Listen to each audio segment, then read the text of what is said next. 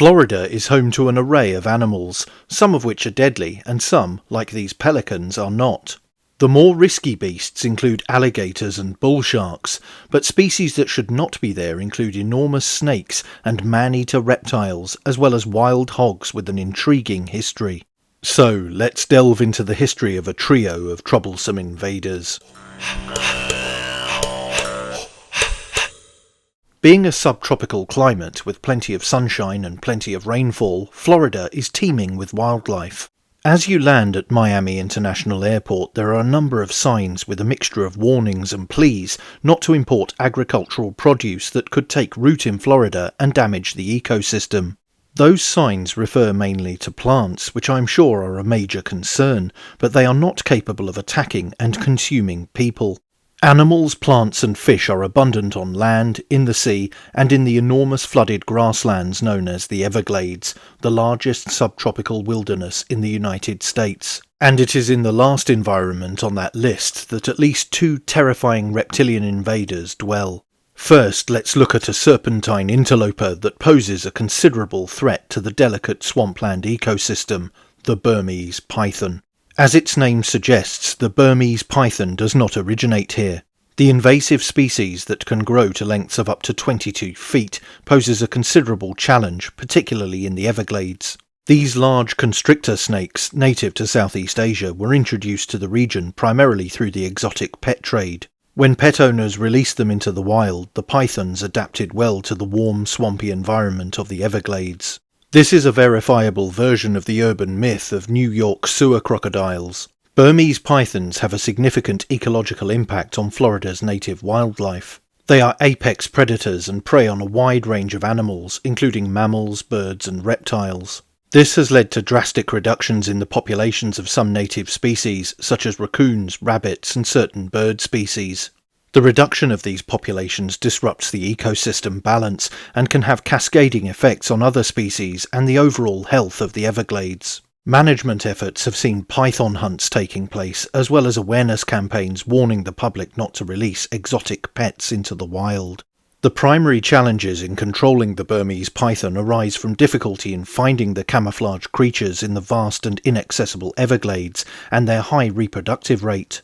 A single female can lay up to 100 eggs, leading to rapid population growth.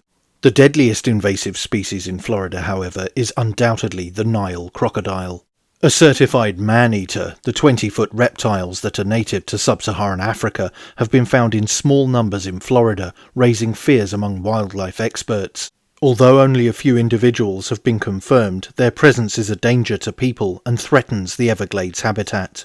Nile crocodiles are large, aggressive predators that could compete with native American alligators and American crocodiles for habitat and prey, potentially displacing these species. Nile crocodiles are also known for their aggressive behaviour towards humans, posing a significant safety threat.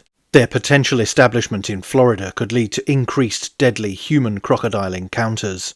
In 2014, the National Park Service released a press statement on the capture of Nile crocodiles in the Everglades. It read, Homestead, Florida, Everglades National Park and partners, including the University of Florida, Florida Fish and Wildlife Conservation Commission, and the Swamp Apes, a volunteer organisation, worked together over the weekend to capture a Nile crocodile that was reported in Everglades National Park, in the Chiquita area of the park, which is currently closed to the public. Members of the Swamp Apes, authorised agents for the exotic removal program in Everglades National Park, notified the park that they'd spotted this animal while conducting regular Burmese python surveys. On Sunday, March the 9th, an inter-agency team of cooperators responded quickly to begin an operation to remove the exotic animal from the park. After several hours of corralling the crocodile into a small section of canal, the team was able to capture the animal. Exotic reptiles continue to challenge the health of South Florida ecosystems we are charged with protecting, said Superintendent Dan Kimball. Unfortunately, federal and state agencies in Florida spend over $80 million a year to remove invasive plants and animals to protect our natural resources. Our ongoing partnership with federal and state agencies and volunteers to remove exotic plants and animals from protected areas is essential. Circumstances surrounding the escape or release of this animal are currently under an ongoing criminal investigation by FWC.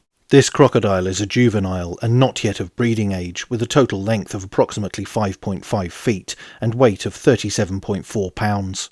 Another species that has gained a hoofhold in the state actually arrived with the Spanish conquistador. Wild hogs, also known as feral hogs or wild boar, are an invasive species in Florida with significant ecological, agricultural and economic impacts. These animals are descendants of domestic pigs that either escaped or were released into the wild and have since established large, free-ranging populations. Wild hogs root up the soil in search of food, causing extensive damage to native vegetation, wetlands and forests. This behaviour disrupts plant communities and can lead to erosion and sedimentation in water bodies. Their foraging habits and competition for resources negatively affect native wildlife populations, including ground-nesting birds, small mammals and reptiles. Furthermore, wild hogs can carry diseases such as pseudo-rabies, brucellosis and swine flu, which can infect other wildlife, livestock and even humans. Hunting and trapping are routinely used to control their numbers, but efforts to do so are made more complicated by the highly adaptable pigs' prodigious reproductive rate. The history of their presence in the Sunshine State goes back centuries to the early days of European colonization of the Americas. In 1539, Spanish explorer Hernando de Soto brought domestic pigs to Florida as a food source for a treasure hunting expedition. These pigs, left to roam freely, began to establish feral populations when some escaped or were released intentionally. This set the stage for the widespread feral hog populations seen today. Hernando de Soto's treasure hunt in Florida is part of a larger narrative of his expedition through the southeastern United States during the early 16th century. De Soto, a Spanish explorer and conquistador, embarked on a quest for wealth and glory that would lead him through vast and uncharted territories. His journey, beset by encounters with indigenous peoples and a relentless pursuit of rumoured riches, has left a lasting legacy and numerous legends, particularly regarding the hunt for treasure in Florida. Hernando de Soto was born around 1500 in Jerez de los Caballeros, Spain. He gained fame and wealth as a key figure in the conquest of the Inca Empire in South America under Francisco Pizarro. With his newfound wealth and reputation, De Soto sought to undertake his own expedition.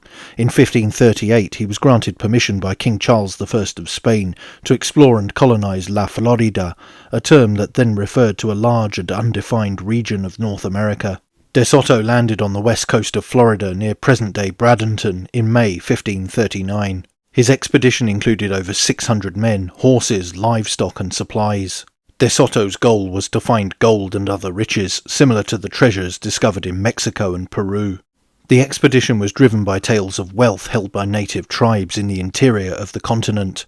De Soto and his men ventured inland, travelling through what is now the southeastern United States, including Florida, Georgia, South Carolina, Alabama, Mississippi and Arkansas. The expedition was marked by a series of confrontations with Native Americans who were often hostile to the foreign invaders. De Soto's men employed brutal tactics, attempting to subjugate and extract information about the location of treasures. In Florida, De Soto's journey was characterized by a relentless search for gold and other valuable resources. He encountered various indigenous groups such as the Apalachee, Timucua and Tocobaga. These interactions were often violent, as De Soto's men sought to coerce the native populations into revealing the locations of supposed hidden wealth. Some stories suggest that De Soto discovered and buried vast amounts of gold and silver during his expedition. However, historical records indicate that he did not find the wealth he sought. His expedition was plagued by hardships, including disease, hunger and resistance from indigenous tribes. It's most likely that his quest ended in failure. Ultimately, he died of fever on the banks of the Mississippi River in May 1542, leaving his remaining men to eventually abandon the expedition and return to Mexico. The tales of hidden treasures, however, have persisted in folklore. De Soto's lasting legacy is the presence of a large number of feral pigs. I'm not sure that's how he would have wanted history to remember him. During the colonial period, additional pigs were introduced by settlers for agricultural purposes. These animals often escaped captivity or were turned loose to forage, further contributing to the feral hog population. By the 19th century, wild hogs were a common sight in Florida's forests and swamps, a problem that persists to this day. But that's it for this video. Don't forget to like, share, and most importantly subscribe. And you can also support the channel on Subscribestar via the link in the description or via YouTube Super Thanks. Thanks for watching. Bye for now.